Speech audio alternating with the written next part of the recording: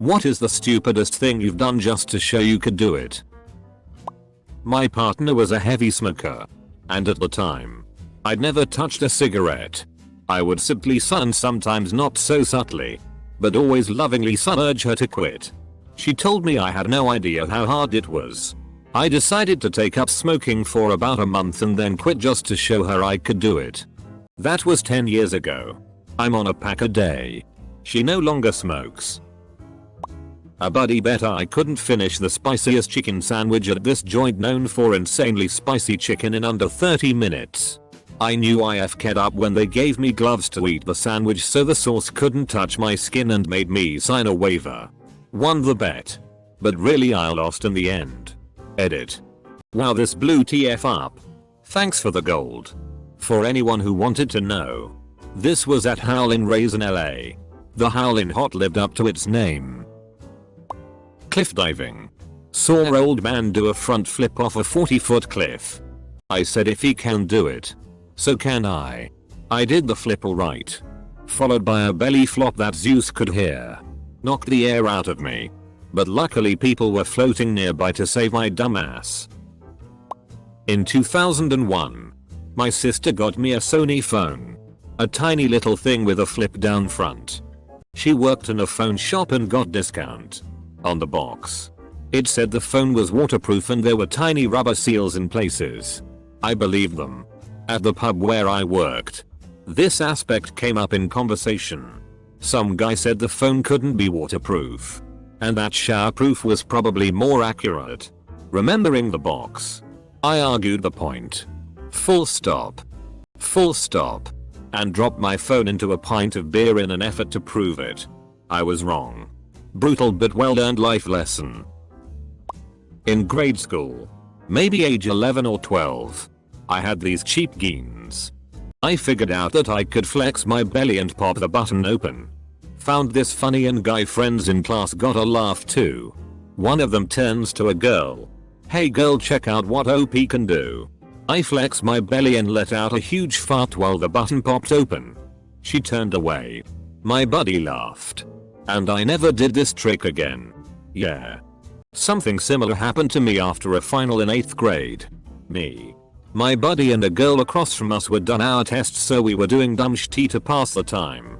One example was holding our breath and making our faces turn red.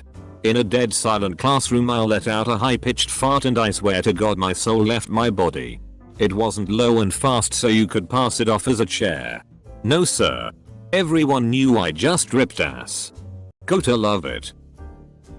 I used to work at a shitty movie theater. As it gets to midnight all the employees hang out behind the concessions counter and shoot the shit.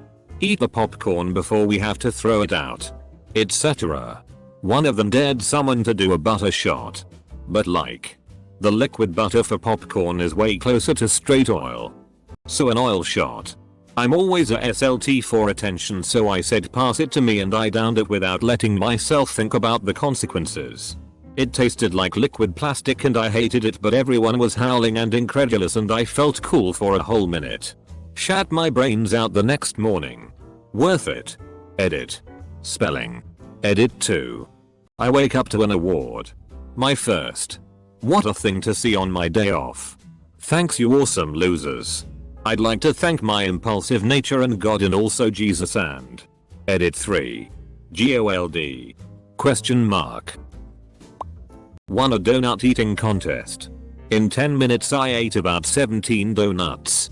And seconds before the time was up and I had all my thoughts set on having a hearty cleansing puke, a mothfka who wasn't even taking part yelled at throwing up afterwards should disqualify you. Somebody counted that I took in a few days worth of calories. My appetite came back 2 days after. Jumped illegally over the China-Myanmar border. And back again. Edit. Well, this blew up. This was in 2002. I was in China legally. In the town of Ruli, Yunnan province. Across a small stream and 2 thin strings of barbed wire was the city of Muse, White Elephant City, Myanmar, which was closed to foreigners at the time. A group of opium addicts were smoking in the thick bushes growing near the border and invited me over for a chat. I saw no border guards were within line of sight of me. So I did. We had an interesting chat in a mixture of English and Chinese. Later I wandered into the closest narrow street lined with dilapidated white wooden buildings, with bearded men in sarongs wandering around. I bought a Burmese noodle dish. No alcohol available in that state. Then I hightailed it back to the same crossing spot and over. About 90 minutes after I first went over. Really, China is, or at least was, a lawless borderland, with all the vices that lawless border towns typically attract. My crossing was the least of the local authorities' worries. I wouldn't repeat it or recommend it to anyone, though. I told my 6th grade friends I could just off a 2-story roof and not get hurt. Guess who only got a scraped knee that day? Not me. I broke my leg. When I was 6 I stapled my fingers because I had convinced all of my friends that I had iron hands. I was around that age too and I was fiddling around with a stapler and stapled my pointer fingers together. It was the skin just next to the nails so it barely hurt. I went downstairs to tell my mom who was doing laundry that I stapled my fingers together. I still remember the look on her face to this day. Edit. Then again that was yesterday so of course I remember s. Since grade 6. I've stapled my thumb at least once a year. I stapled my thumb the first time because I wanted to demonstrate to my friends how a classmate stapled his thumb, and since then I've stapled my thumb while showing various people how I stapled my thumb the first time. I did the same thing a couple of years ago at my old job. I was about 28 at the time. Was holding the top part of the stapler. The bottom was on the desk and for some reason I leant on it. Stapled my middle finger in front of a bunch of colleagues and customers. Felt like a right idiot. I, at age like 9-10, wanted a cookie that my friend had. Said friend proceeded to completely lick the entire cookie. Still want it? He said holding it out. Dumbus me proceeded to grab it and eat it in one bite. Total power move looking back on it. Meanwhile he too sees it as a power move and still tells people the story to this day of the most hardcore kid he ever met who took a cookie from him after he licked it while he stared in shock and awe at the brass of this man in child's clothing before him. When I was around 12, I was neglecting to flush my piss. Too busy playing Armored Core. So my dear mother brings me into the bathroom and tells me if I don't flush next time, she's going to dip my hands in the piss. I looked at her, made a hammer fist, smashed it in the toilet, covered myself in piss. Only a little on her, thank God. Close bracket. I wasn't even a malicious child. Just salivated at the opportunity to show I could withstand the punishment and was thus unafraid. I was about 4 years old and my grandfather was making something with buttermilk. I saw it in his hand, and I cried and screamed and begged to have some. He kept saying no. You won't like it, comma. But I persisted. He finally poured me an entire glass.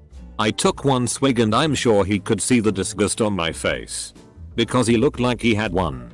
I stared at him right in his eyeballs as I chugged the entire glass. Ha. My kids did this with Baker's chocolate. They, at the time 9 and 6, begged for a piece.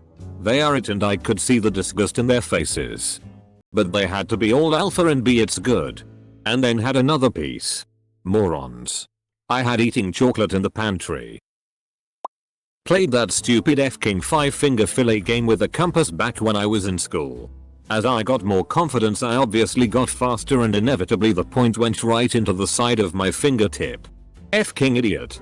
I played that stupid game at scout camp. I stopped after one of the younger scouts got too cocky because he could go faster than us elder guys and sliced about 1 stroke 2 inch into the webbing between his fingers.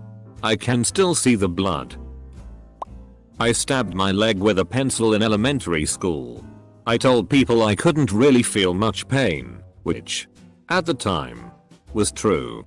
There was a spot on my leg from the lead for years. Lol. I still have a piece of graphite in my left hand from getting stabbed with a pencil 33 years ago. Edit. All you mad lads with a piece in your F-King eyeballs. Alright already. You win. Not me but one of my former co-workers told us about the time he ate a tub of butter on a dare. He made it about halfway through and had to throw up. He said what came out was neon yellow. For the next month. The smell of butter made him gag, and when he perspired, he could still smell it. You'd think he'd learn, but he attempted the butter tub challenge a second time. This time, he paced himself and actually finished the whole thing. He said the FCK up though was eating it before having to catch a train. While he was waiting, his heart was racing and he felt so amped up. He did push-ups and jumping jacks at Penn Station. As a kid, I told my friends I could hold my breath for a long time. Long enough to pass out, in fact. And that's exactly what I proceeded to do. My friends and used to have those breathing contests in the pool where you'd go underwater and see who could hold in their breath the longest. I'm a really competitive person, so of course I won. I passed out in the pool when I was 9 doing this. The lifeguard was too busy flirting to care and he thought I was faking it. Edit. Typo. Snuck into the Hilton and confiscated a white robe. Got caught and they let me go without checking my backpack. That's alcohol for you. This reminds me of staying in an area that had several hotels and easy walking distance. Well, the one I was staying at was the cheapest. And shittiest. I wasn't paying for the room, so I couldn't really complain. Being broke, I didn't have a lot of money for the weekend. And I wasn't really there for vacation. Well, I found out that all you had to do was cross the parking lot. And there was a side door right there into the next hotel. Yes, it should have been locked. Which led to the lobby. And they had free breakfast every morning. So I would walk over, act like I belong, grab some food. Well, a lot of food. Snacks for later in the day. Act like I'm taking it back to my room. And just walk right out the door and back to my hotel. Did it all weekend, never got caught because I remembered the rule about acting like you belong. I was learning MMA for 3 months when some guy challenged me to a fight. I immediately accepted it because I wanted to impress my crush by beating him. Turns out he was a national champion and was in the state for a MMA tournament. I got my ass kicked for solid 3 rounds. Put a cigarette out on my arm, Logan style, X-Men, because some dudes in my class didn't believe me when I told them I don't feel much pain in the arms. I still don't, but got a real bad infection. The beating of a lifetime from my mom. First and last beating I ever got, just for my stupidity, and the scar on my arm is, luckily, not big but kind of ugly. Edit. Even if I swore to never edit something because of this, I simply have to. I can't believe my first post with more than 5 upvotes is about my stupidity IA. But I'm glad to read. I wasn't the only one stupid enough to do something like this. The cinnamon challenge. I've always been good at those weird food challenges, so I did it pretty easily. But some people really f'd up their lungs trying it.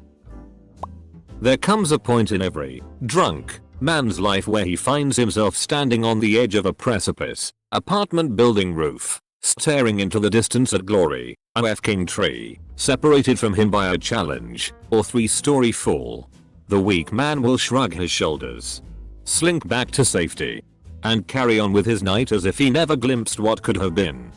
But the bold, stupid man will look across the chasm and see the greatness that awaits him on the other side. He will stride to the edge, hand off the extra reserve of courage, beer, that he no longer needs for what must be done. He will stare into the heavens and proclaim into the night, I can jump that far. Double quote. It turns out that I could not jump that far. Remain standing through as much taser as possible. My friend used up the battery on himself and said he was trying to get used to it. He said that eventually he would be able to remain standing. I said what the hell and tried. It's not easy fighting electroconvulsive action. We tasted ourselves and each other a bunch of times. I don't think we got better at resisting it. I say taser bit, I really mean stun gun, no prongs. Punched a giant plate glass window out of a jewelry shop in Palm Springs when I was 21. Total drunk DCK energy. Window slashed my hand wide open. And all I remember is seeing my buddy sprinting away when the store alarm started blaring. My other friend picked me up in front of the store.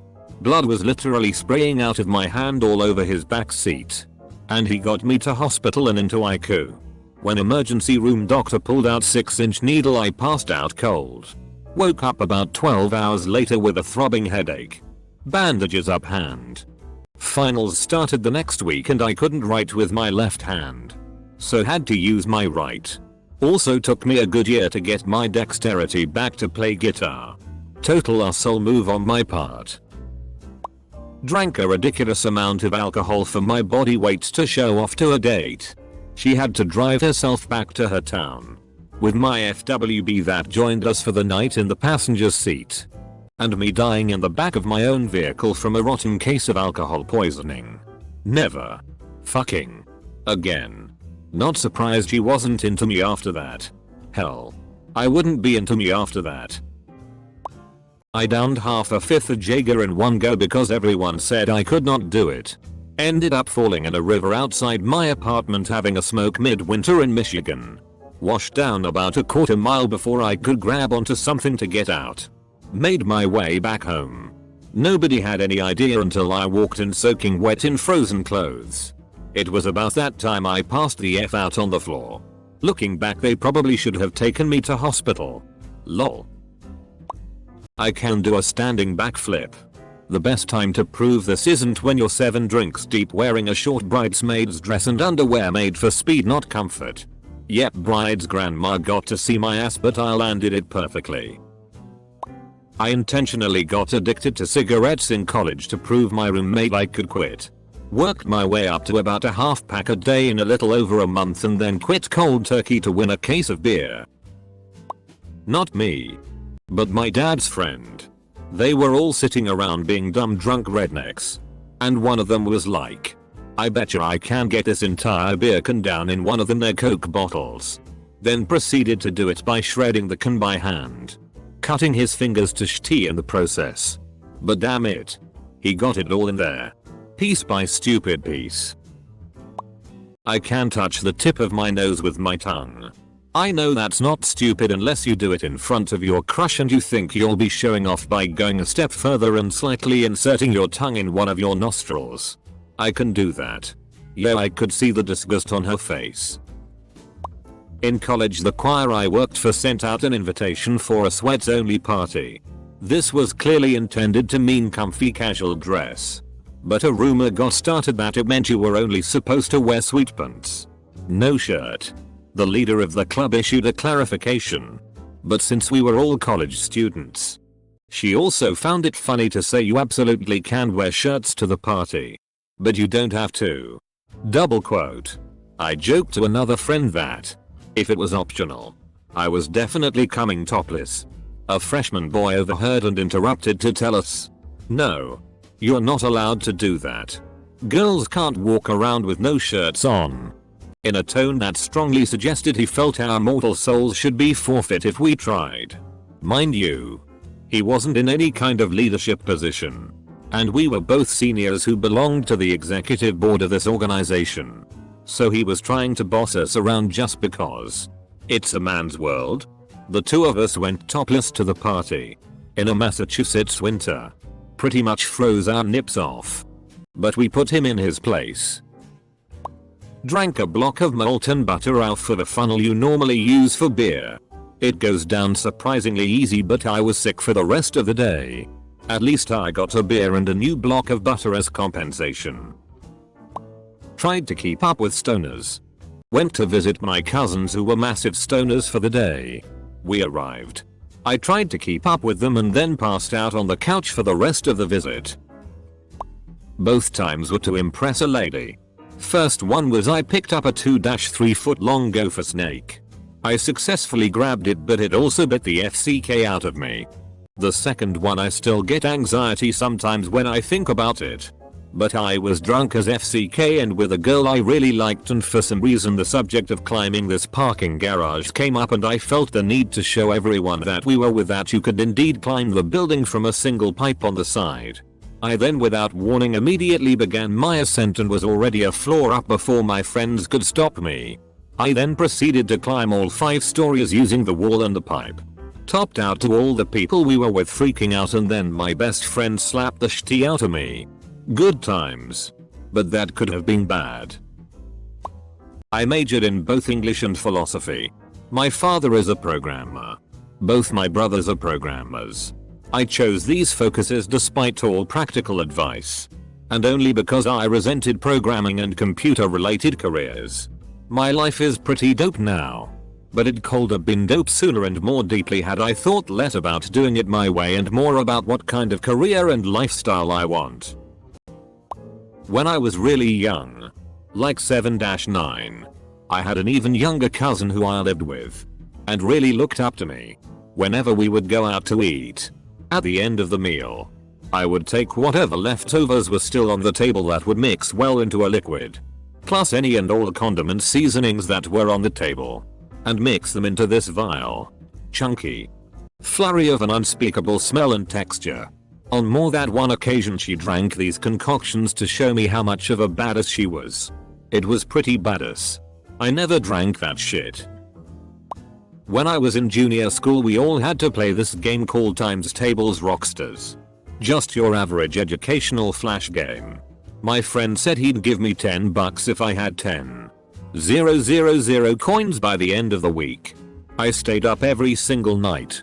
By the end of the week I had 986, 999 coins, max number. Blow a computer's power source twice because I was curious what the 230/115 switch did. Fully knowing that voltages differ in regions and so that switch is required.